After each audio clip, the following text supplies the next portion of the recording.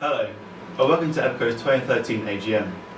During this presentation we will do four things: summarise our actions, outline the rationale for our decisions, summarise the results of our actions, and lastly, outline where we feel as a management team we could improve. Our strategic plan was based on two observations: that because the margins in the market we operate in are static, we need to gain market share to increase our earnings. We couldn't follow a different pricing or margin strategy to gain higher earnings. Secondly, our market share was decided by this formula. Our spending on R&D and marketing needed to be higher than the second best team in order to be top in the industry and therefore gain a competitive advantage. By gaining a reputation for being innovative and advertising the firm well, we thought we could create demand and create a long-term, sustainable competitive advantage. Here is our payoff matrix, indicating how we had approached the market compared to other firms. We assumed from rumours of the market that other firms would adopt a more conservative, less risky, slow build approach. We therefore concluded an aggressive growth strategy would give us the best payoff. Our first action was to sell around £50,000 worth of shares, which we quickly invested. We then spent £20,000 on our PP&E and increased our marketing and R&D spend to £10,000 a month. This follows our aggressive expansion strategy and the rationale behind it. We reduced our burn rate in an attempt to find an optimal capacity whilst we penetrate the market. Our next action was to release shares to our employees. We hoped to show a sign of goodwill to our loyal employees and would give us a competitive advantage in the labour market. Quite quickly, we realised that the demand we created through our aggressive growth strategy was exponentially growing, and that our biggest issue was meeting demand. Due to the way that working capital works in the industry, we faced an issue of cash flow. Our profitability was good, but cash was not flowing quickly enough into our accounts to fund investment into PP&E, our priority due to demand growing. We therefore had a decision to make.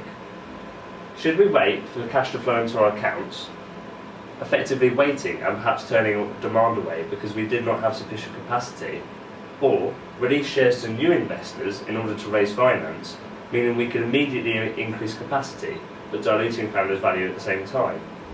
We therefore chose option B, to invest a further $55,000 into PP&E through the release of shares and finance. These graphs are evidence to our capacity utilisation issue. The ACU graph shows our average capacity utilisation over the 8 quarters. As you can see, in the first 3 quarters, our ACU was above 95%. This meant that at certain parts in the quarter we failed to meet demand. This demand, which we had created for our R&D and marketing spend, was now being transferred to our competitors. The second graph shows our PP&E investment across the 8 quarters, with most of our investment coming in the first 3 quarters as our market share rapidly expanded. In summary, our initial strategy was clearly successful. We quickly increased our market share to 30%, a significant proportion of a market with 7 different firms. The biggest issue we faced was meeting demand, not creating it. Going into year 2, our objective was to consolidate our market position through finding the right balance of PP&E to meet demand. Continued investment into R&D and marketing was crucial to sustaining our market position, increasing earnings and create a long-term, sustainable business model. It was more about incremental change rather than rapid change. Our objectives going into year 2 was to generate large earnings from a significant market position. Our 30% market share put us as the leader market in the market share terms. Again, we reiterate that we look to make changes to the firm incrementally rather than reform our business model. Our year 2 performance can be summed up by explaining that our market share was penetrated by other firms. Additionally, our earnings were squeezed by reducing market share and sustained spend on R&D and marketing.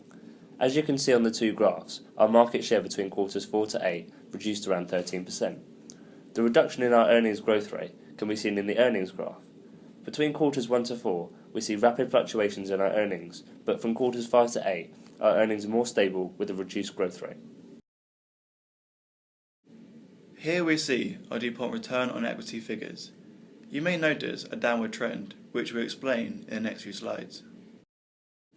2 main trends were our asset turnover, which had a downward trend, and our operating income margin, in which we saw an upward trend.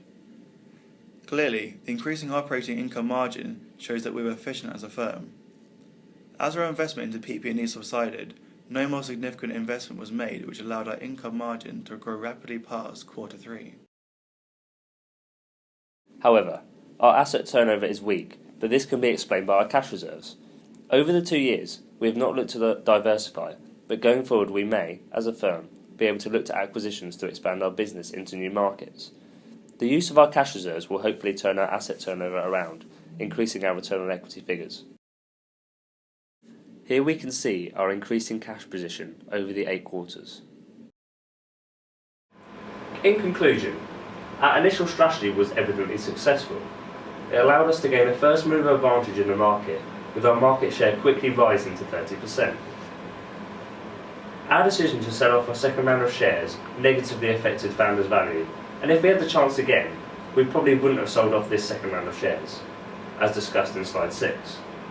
Going forward, we believe the firm should look to invest our significant cash reserves to increase our return on equity. Our marketing and R&D spend has given us a competitive advantage. We believe that the firm should sustain this spend to create a long-term competitive advantage, to lead the market in innovation. An example of a very successful firm that also undertakes this strategy is Apple, who constantly lead the market. Thank you for listening. That concludes our presentation.